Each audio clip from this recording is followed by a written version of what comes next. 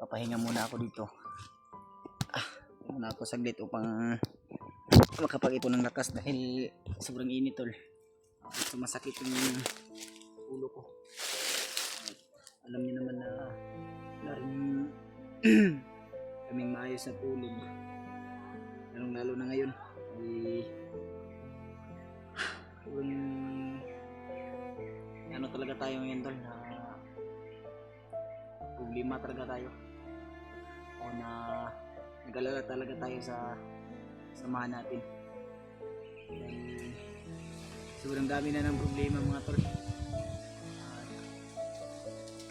Yung mga iba nating kasamahan ay nasa kabilang mission, kaya kailangan rin nilang tapusin yun kasi nasa critical yung mga buhay ng ano ngayon, mga bihag, dahil mas lalong pinahigpitan ng di Commander Bagnot yung area upang ma-secure na hindi kami makakapasok. Kaya sobrang dami rin ng mga kalaban na nasasagupa natin tol. Samantala muna tayong magpapahinga dito upang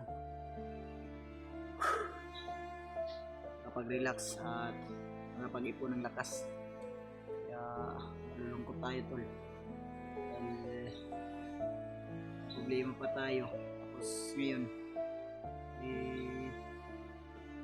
wala pa kami ng kasama ko na si EJ. So sinubukan kong kontakin tol. Ang problema ay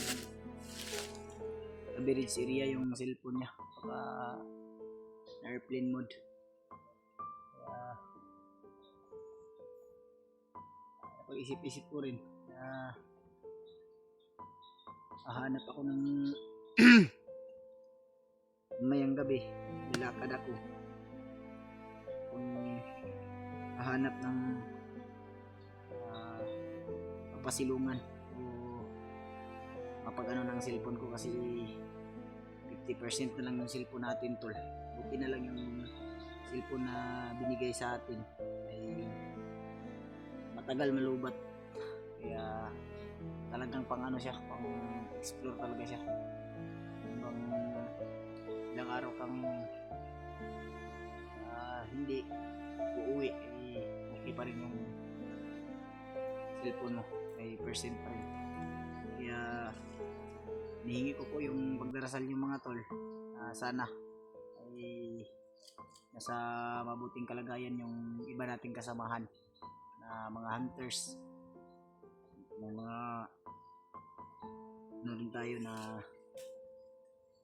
mga problema rin tayong dinaramdam ngayon sa sarili natin dahil nga hindi lang sana muna ako umuwi doon sa amin, hindi sana hindi nangyari to at hindi sana nakuha yung pamangkin at bayaw ko. Wala tayong magagawa, nangyari na to. Ang sa atin na lang ngayon kailangan nating mahanap sila o iligtas sa madaling panahon dahil hindi natin alam tol kung anong gagawin sa kanila. At sana lang may makaano rin na iba nating kasamahan, may makakita rin upang matulungan yung pamangkin at bayaw ko. At kayo rin tol, kung nasan kayo ngayon, kasi hanggang ngayon ay hindi pa rin natatapos yung gira sa ibang bansa. Kahit ang lugar ka talaga pumunta ngayon, sobrang gulo talaga. Kahit na dito rin sa atin sa Pilipinas, mga kababayan natin dyan, kahit dito rin sa Pilipinas ganun rin. So mas mainam na dito dahil nasa bundok at yung ano lang natin ay yung mga biktima lang yung kailangan nating iligtas. Yung mga OFW talaga, buhay talaga yung kanilang iaalay. Kaya Mag-ingat kayo palagi mga tol, yung mga mahal nating OFW.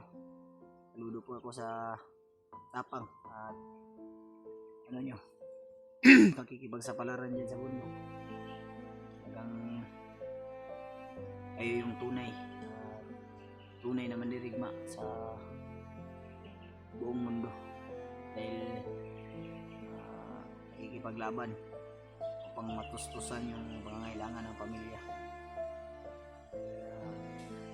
Pag-pray nyo rin tol yung ano ko, yung bayaw at pamangkin ko, sana ay walang gagawin sa kanilang masama, kasi may narinig din ako kanina, sabi ng mga bandido ililipat daw yung bihag upang hindi na matuntun. Kaya pilit nating ano yun tol, pilit natin na hanapin kahit na umaraw o araw o gabi, umulan o bumagyo, hindi tayo titigil sa paglalakbay. Grabe talaga yung nangyayari sa buhay natin ngayon tol. At naintindihan nyo rin kayo dahil alam ko na may problema din kayo sa lahat naman tayo may kanya-kanya naman tayong problema, pero yung problema namin dito ay buhay kasi yung nakaalalay, kaya hinihingi po namin at hinihingi ko po yung team na pagdarasal. Ulit-ulit ko po talaga tol na hihingi po ako ng tulong, pagdarasal sa inyo, tulong upang maibahagi ko ito sa iba kong kasamahan na hunters, na sana ay mahanap man nila o matagpuan nila yung babae at may batang babae, dalawang babae, isang ina at isang anak.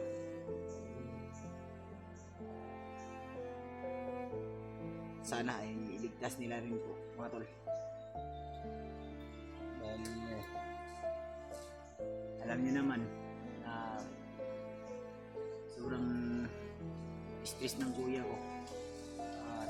By the way tol, tumawag din pala yung ano ko, yung lola ko, at ang sabi ay yung kuya ko muntik nang magpakamatay dahil sa stress. Kaya buti na lang napigilan niya. Kaya masakit din para sa akin tol kung gagawin nyo ng kuya ko, pero sana ay hindi niya gagawin.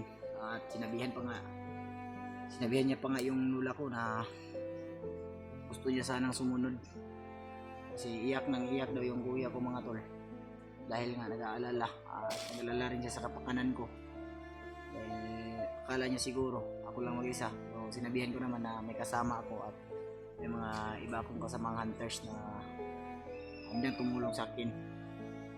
Kaya patuloy tayo tol, paglalakbay pang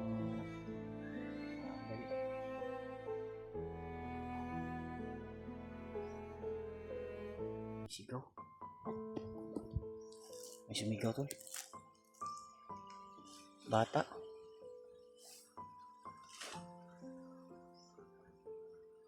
May sumigaw na bata,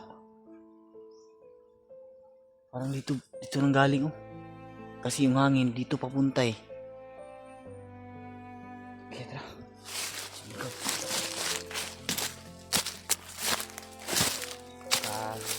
Pamangkin ko yan, umiyak. Tingin ko kung napasok dito tol, umiyak umiyak yung bata at umigaw.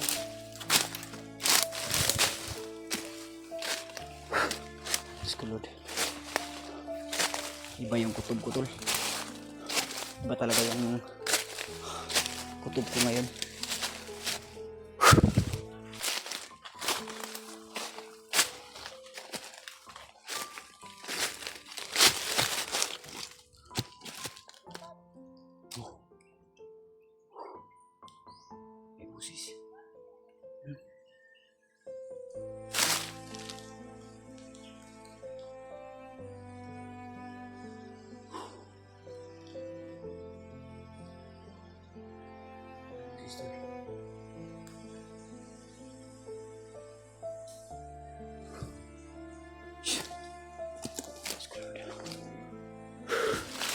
ko po, ingatan niyo po yung pamangkin at bayaw ko. Sana walang nangyaring masama sa kanila. Diyos ko. Ito nang gagaling ng busis ulit. Yun kung napapasok dito, tol. Oh. Oh.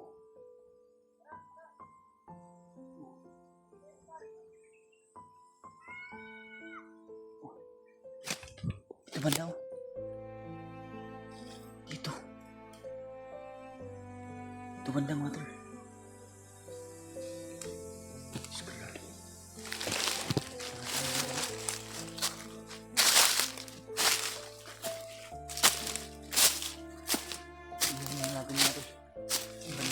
Hangin. Dito papunta yung hangin eh. Oh.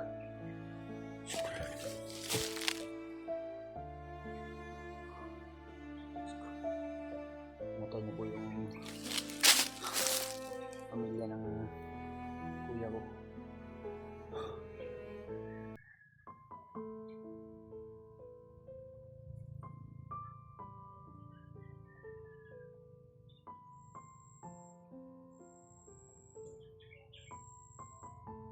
Sakit talaga tol.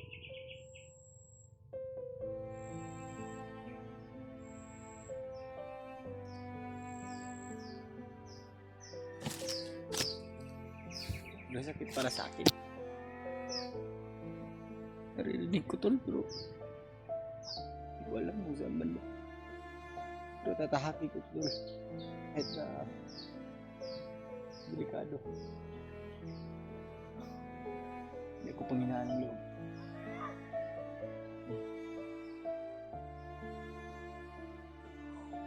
Ito banda mo ito. Sino? Sa budlok na yan. Pero magmasid muna tayo. Pang paano natin na safety yung tatahakin natin tol. Dito ako sa tuktok ng bundok tol. Tignan ko dito mga tol. Kasi dito talaga narinig tulo. Kasi dito nanggagaling yung hangin.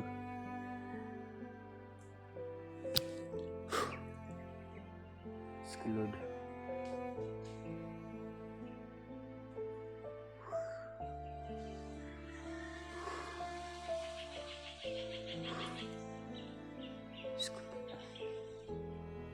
Yata niyo po kami sa aming paglalakbay o sa ating paghahanap sa pamangkin. Hindi ako. Sabi ko, hindi nangyari nga ito. Alam nyo lang yung... Alam ko, nararamdaman nyo rin ako tuloy. Eh, hindi madali yung ginagawa namin. Kahit na ano pang hirap. O pagsubok. Yung ano namin. Eh, hindi kami pipigil. O hindi ako susuko. Kahit na ano pa yung mangyari mga tol.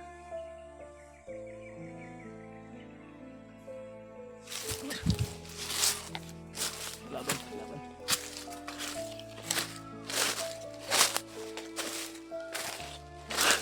Ito. Ikutan natin. Pang secure natin. Dito tayo dadaan. Eh kung dyan tayo dadaan sa ibaba, eh baka makita tayo. May makikita sa ating kalaban, baka may mga sniper na nakaposting dyan. Mas mainam na dito tayo dadaan. Pang ikutan natin doon para doon natin, kasi dito banda nanggagaling yung boses tol eh. Pagdasal ko tol, sana ligtas tayo. Takuan na natin yung bayaw ko.